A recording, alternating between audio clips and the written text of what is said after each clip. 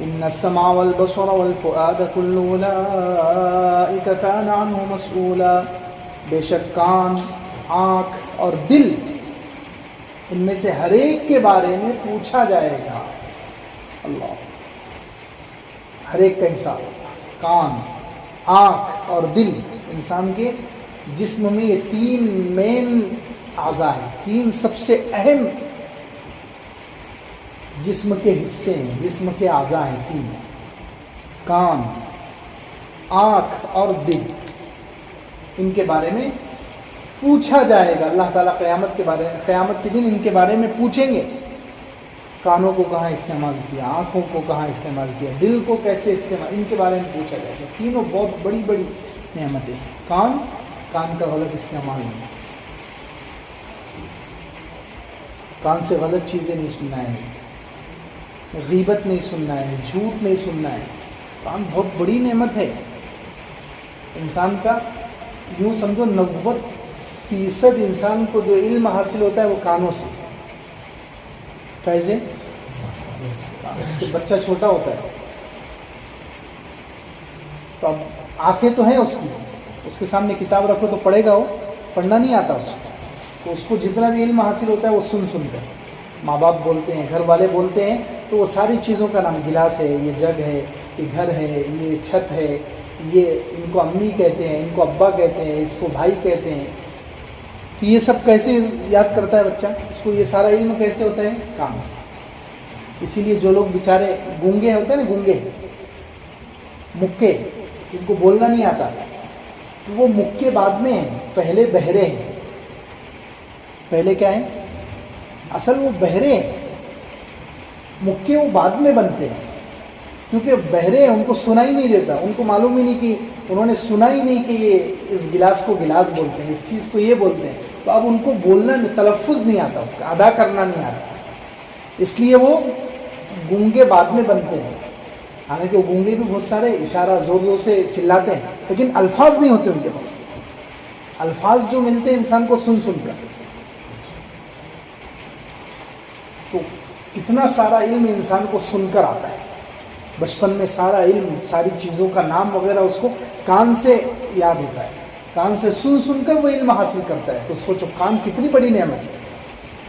اسی طریقے سے جب کالج میں جائے گا، اسکول میں جائے گا، مدرسے میں جائے گا، تو وہاں بھی ڈائریکٹ پڑھنا، پہلے ہی دن سے تھوڑی وہ قرآن پڑھنا شروع کر دے گا، استاد سے سنے گا، کیا کرے گا؟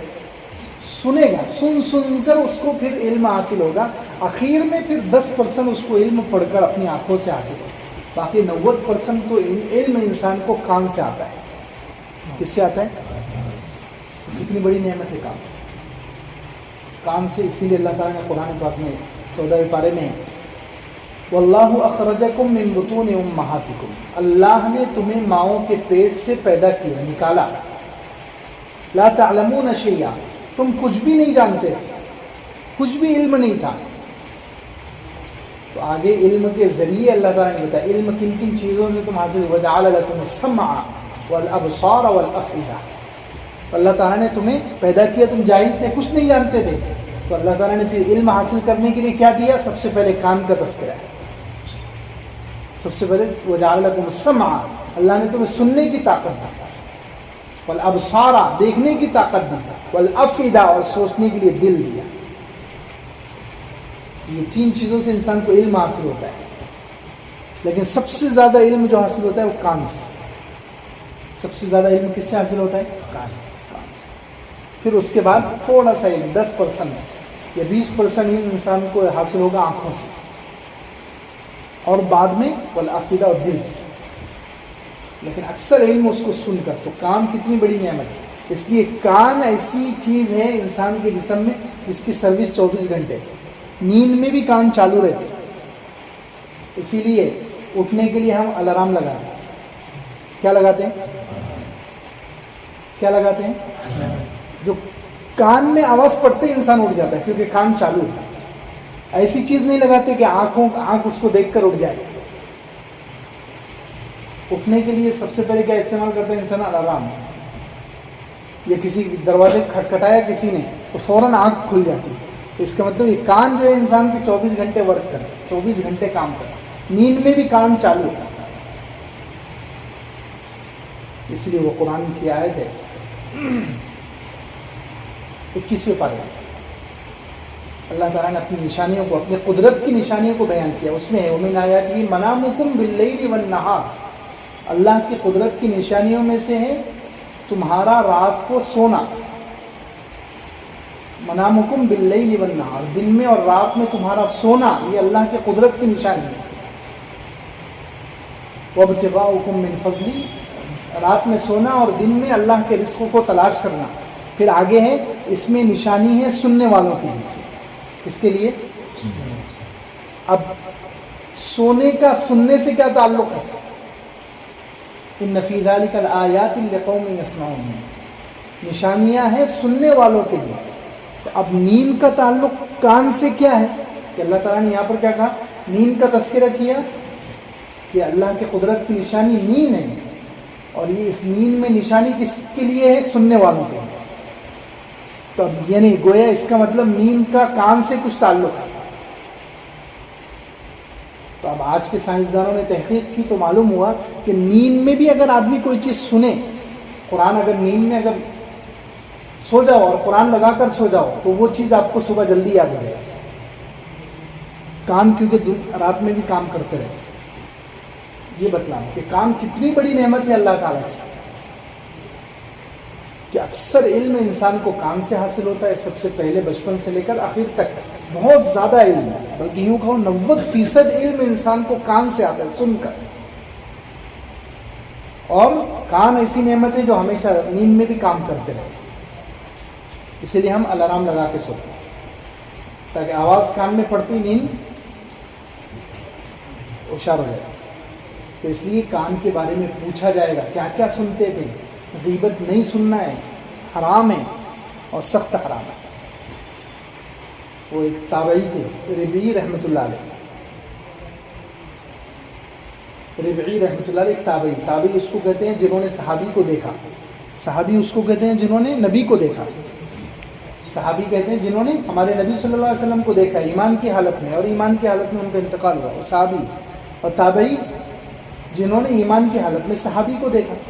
تو وہ تابعی ہے بہت بڑے درجے کے ربیع رحمۃ اللہ علیہ. وہ ایک مرتبہ ایسے ہی دوستوں کی مجلس میں بیٹھ گئے. غیبت ہو رہی تھی اس میں. غیبت سمجھتا ہے نا، پیٹھ پیچھے کسی کی برائی. پیٹھ پیچھے کسی کی برائی کرنا یہ بھی حرام ہے، اور سننا یہ بھی حرام ہے. تو کہتے ہیں ان کے دوست بیٹھ کر غیبت کر رہے تھے، وہ بھی مجلس میں بیٹھ گئے. دوست ہے بول کر. دوستانے میں آدمی کو کبھی کبھی غلط چیز میں بھی ساتھ دینا پڑتا ہے نہیں. دوست اگر غلط کام کرنے لگے تو آدمی مجبوراً نہ چاہتے ہوئے بھی اس میں شریک ہو جاتا ہے. تو سب لوگ غیبت کر رہے تھے، وہ بھی اس مجلس میں بیٹھ گئے. تو کہتے ہیں تھوڑی دیر میں نے غیبت سنا، میرے دل نے اس کو پسند نہیں کیا، گوارا نہیں کیا کہ یار یہاں حرام کام ہو رہا ہے. اٹھ کر چلے گئے. ان کا ایمان جاگ گیا کہ یار یہاں غیبت ہو رہی ہے، یہاں نہیں بیٹھنا چاہیے. اٹھ کر چلے گئے. پھر تھوڑی دیر کے بعد چکر لگا کر آئے اور سوچے کہ اب غیبت ختم ہو گئی ہوئی، اب دوسری بات چل رہی ہوں گی. آ کر بیٹھ گئے. دوسری بات چل رہی تھی، پھر اچانک غیبت شروع ہو گئی. لیکن دوسری مرتبہ جب غیبت شروع ہوئی تو اب انہوں اٹھے نہیں. انہوں نے بولے جان دے. وہ اس میں بیٹھے رہے، تھوڑا سا حصہ بھی لے لیا اس میں. کہتے ہیں رات میں جب سوئے ہوئے تو رات میں ایک شخص ان کے خواب میں آیا. فرشتہ تھا یا پتہ نہیں کون تھا، اللہ کی طرف سے تنبیہ دے دو. خواب میں آیا اور اس کے ہاتھ میں گوشت کے ٹکڑے، اور کہے کہ گوشت خنزیر کا گوشت، سور کا خنزیر کا گوشت اس کے ہاتھ میں. اور وہ ان کو کہہ رہا ہے ربیع رحمۃ اللہ علیہ کو کہ لو یہ گوشت کھا لو. بولے خنزیر کا، سور کا گوشت ہے، میں مسلمان ہوں، یہ گوشت میں کیسے کھا سکتا ہوں؟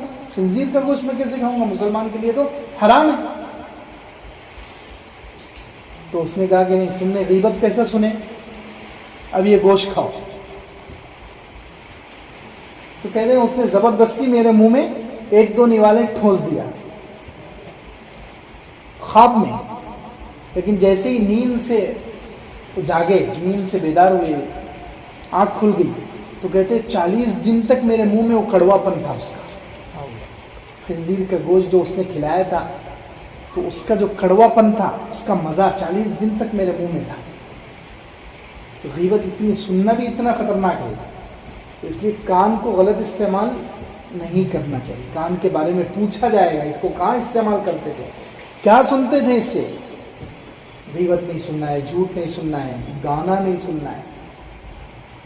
اللہ کے رسول صلی اللہ علیہ وسلم کو اللہ کے رسول صلی اللہ علیہ وسلم نے ارشاد فرمایا کہ مجھے گانے کو مٹانے کے لیے, گانے بجانے کی جو چیزیں اس کو مٹانے کے لیے بھیجا گیا ہے. آج کل گانا بہت عام ہے, تو گانا سننا حرام اور سخت حرام ہے.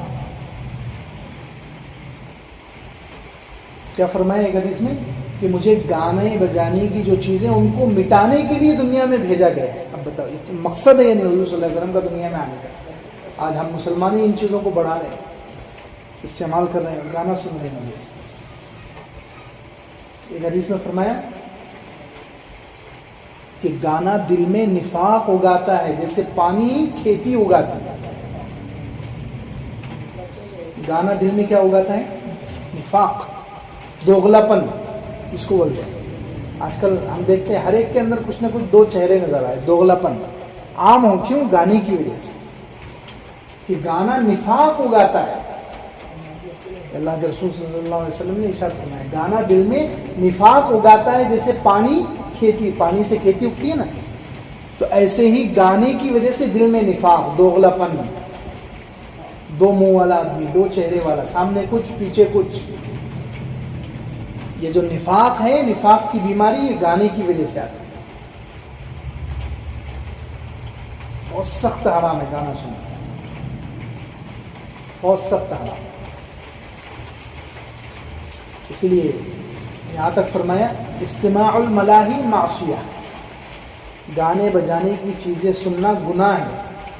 والجلوس علیہا فسق, ایسی مجلسوں میں بیٹھنا فسق ہے, یعنی دین کے دائرے سے باہر نکل گئے. فسق, اسلام کے دائرے سے باہر نکل گئے, فسق ہے.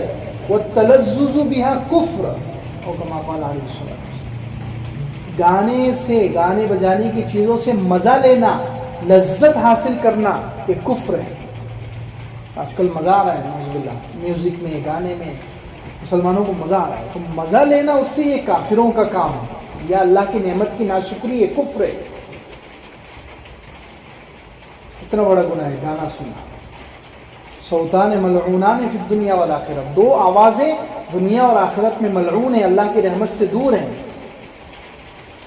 مزمار عند نعمہ ورنۃ عند مصیبہ, اور کما قال علیہ وسلم, خوشی کے وقت میں گانا بجانا اور مصیبت کے وقت رونا چلانا, یہ دو آوازیں اللہ تعالیٰ کے نزدیک بہت بری ہے, بہت ناپسند ہے. ملعون آوازیں, گانا بجانے کی آواز, اور دوسرے مصیبت کے وقت رونے چلانے کی آواز.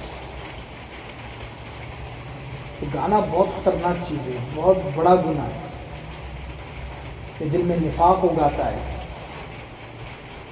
اللہ سے دور کرتا ہے. اسی لیے اللہ کے رسول صلی اللہ علیہ وسلم بہت ناپسند کرتے تھے. عبداللہ ابن عمر رضی اللہ عنہ کی مشہور واقعہ ہے, مسند احمد میں ہے وہ روایت, یا ابو داود میں بھی ہے, کہ عبداللہ ابن عمر رضی اللہ عنہ جو صحابی ہے وہ راستے سے گزر رہے تھے, اور راستے میں ان کو بانسری کی آواز آئی, جو پیانو یا میوزک بجانے کی آواز آئی. تو انہوں نے کانوں میں انگلیاں ڈالی, کانوں میں انگلیاں ڈالی, اور اپنے غلام نافع سے کہا کہ دیکھو آواز آ رہی ہے. تو اس نے کہا ہاں آواز آ رہی ہے. بہت کئی مرتبہ پوچھا, اب آواز آ رہی ہے, اب آواز آ رہی ہے, چلتے رہے اور پوچھتے رہے کہ آواز آ رہی ہے, آواز آ رہی ہے. تو بہت مرتبہ پوچھا تو بولے کہ اب بہت دور نکل گئے ہم, اب آواز ختم ہو. عبداللہ ابن عمر رضی اللہ عنہ فرمایا کہ اللہ کے رسول صلی اللہ علیہ وسلم کے زمانے میں بھی ایسا ہی ہوا تھا. میں حضور کے ساتھ تھا, ایک چرواہا بکریاں چرانے والا, وہ ایسے ہی بجا رہا تھا, بانسری بجا رہا. تو اس کی آواز حضور صلی اللہ علیہ وسلم کے کانوں میں پڑی, تو آپ صلی اللہ علیہ وسلم نے ایسے ہی اپنے کانوں کو بند کر دیا تھا. اس لیے گانا سننا, گانا یہ سخت حرام ہے. قیامت کی نشانیوں میں سے اس کو کہا گیا, اور یہاں تک فرمایا کہ قیامت کے قریب اس امت میں بھی زلزلہ آئے گا, کچھ لوگوں کو زمین میں دھسایا جائے گا, کچھ لوگوں کے چہرے خنزیر اور بندر کے جیسے ہو جائیں گے. کیسے ہو جائیں گے چہرے؟ جیسے پہلی امتوں کا ہوا نا، کچھ لوگوں کے چہرے اللہ تعالیٰ نے خنزیر کی طرح کر دیے تھے، اور کچھ لوگوں کے چہرے اللہ تعالیٰ نے بندر کی طرح کر لیے تھے. تو اللہ کے رسول صلی اللہ علیہ وسلم نے ارشاد فرمایا کہ آخر زمانے میں میری امت میں بھی کچھ لوگوں کے ساتھ ایسا ہوگا. تو صحابی نے پوچھا کہ اللہ کے رسول صلی اللہ علیہ وسلم کس گناہ کی وجہ سے ہوگا؟ تو کہا جب گانے بجانے کی چیزیں عام ہو جائے گی. المجاہرۃ بالغنا، گانا بجانا اور گانے بجانے کے آلات اور وہ چیزیں عام ہو جائے گی، اس کی وجہ سے اللہ تعالیٰ کا عذاب آئے گا کہ چہرے مسخ ہو جائیں گے، بدل دیے جائیں گے خنزیر اور بندر کی طرح، اور زمین میں دھسا دیا جائے گا ایسے لوگ. اللہ حفاظت. آج کل کتنا عام ہو گیا میوزک، گانے، ہر جگہ گانے، ہر جگہ گانے. حالانکہ سخت گناہ ہے اور بہت بڑا گناہ ہے. اللہ کے رسول صلی اللہ علیہ وسلم نے ارشاد فرمایا کہ میں اس کو مٹانے کے لیے دنیا میں تشریف لائے. دنیا میں حضور اس لیے تشریف لائے کہ یہ گانے بجانے کی چیزوں کو مٹا دیں. بالکل پسند نہیں تھا.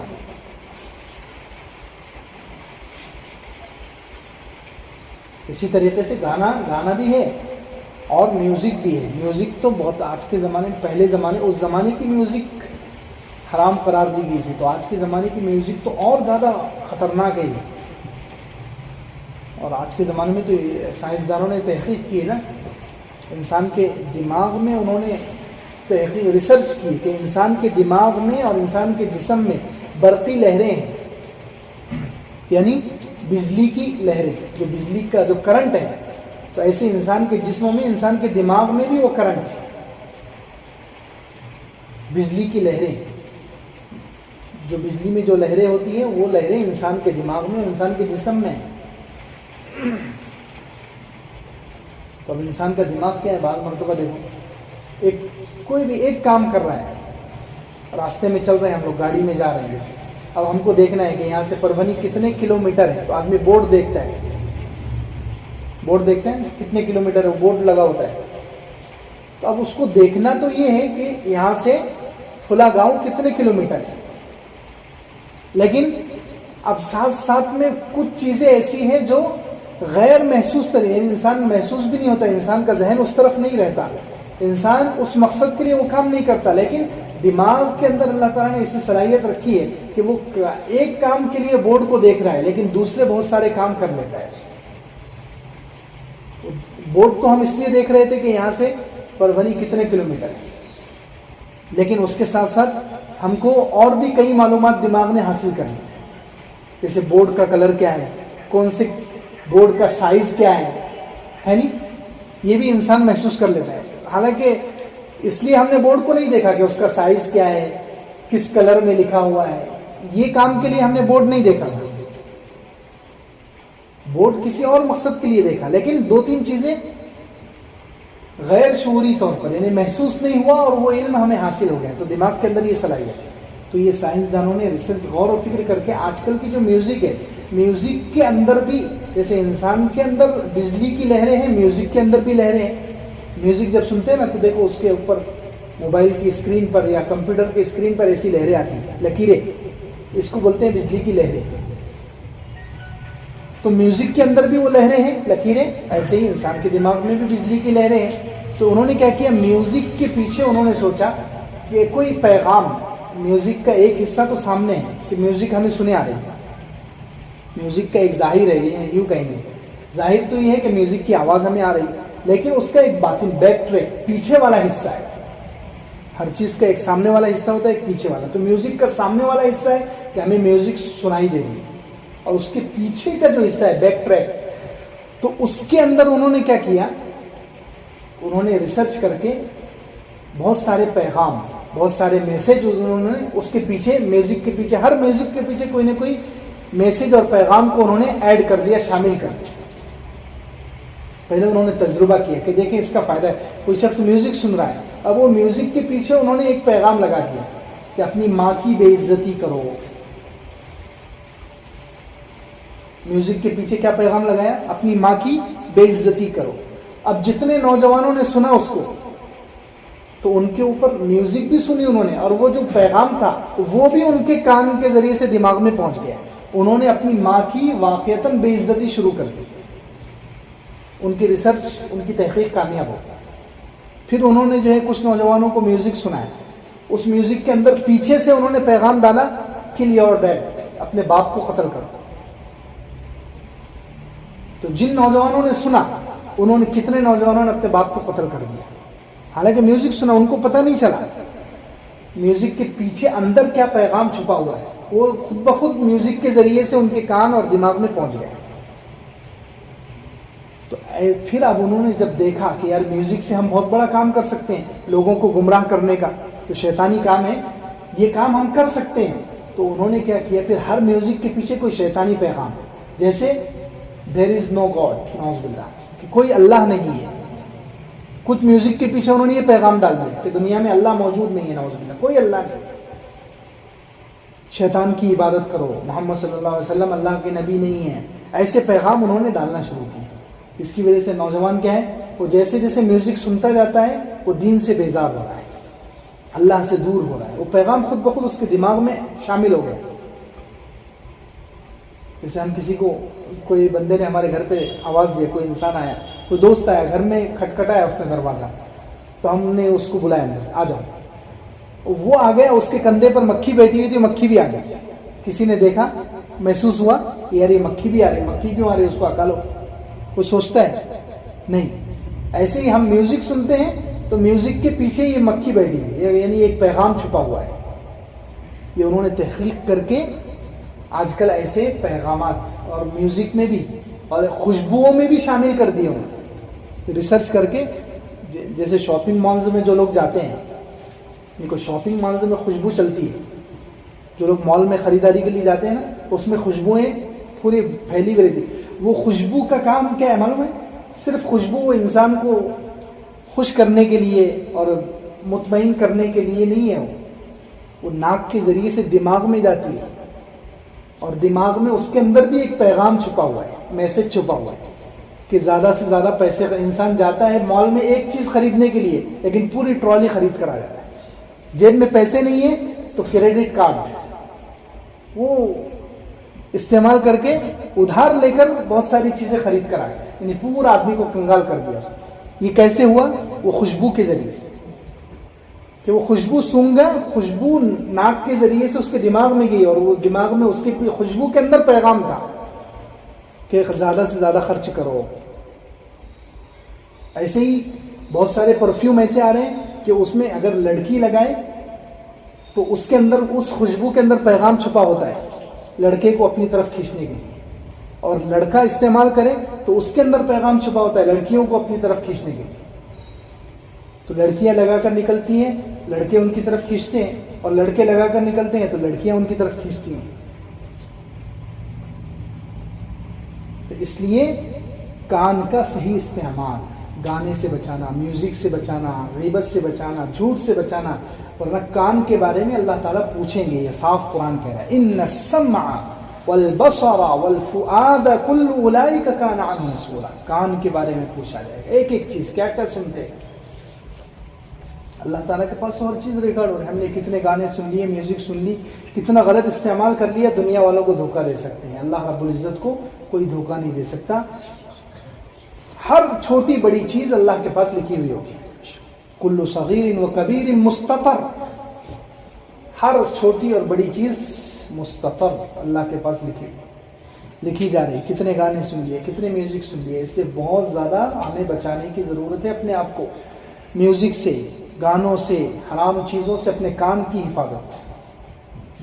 کیونکہ بتائے کان کے ذریعے سے انسان کو بہت سارا علم حاصل ہوتا ہے. 90% علم حاصل ہوتا ہے انسان کو کان کے ذریعے. اس لیے کان کو قرآن سنانا چاہیے, کان کو اللہ کے نیک بندوں کا پیغام, نیک بندوں کے بیانات, باتیں, یہ سنانا چاہیے. حرام چیزوں سے کانوں کو بچانا چاہیے, ورنہ کان کا حساب ہوگا. اور اللہ معاف کرے گا, اگر غلط چیزوں میں استعمال کیا ہوگا تو ہم حساب نہیں دے پائیں گے. اس لیے ارادہ کریں کہ کان کو انشاءاللہ صحیح استعمال کریں. دوسرے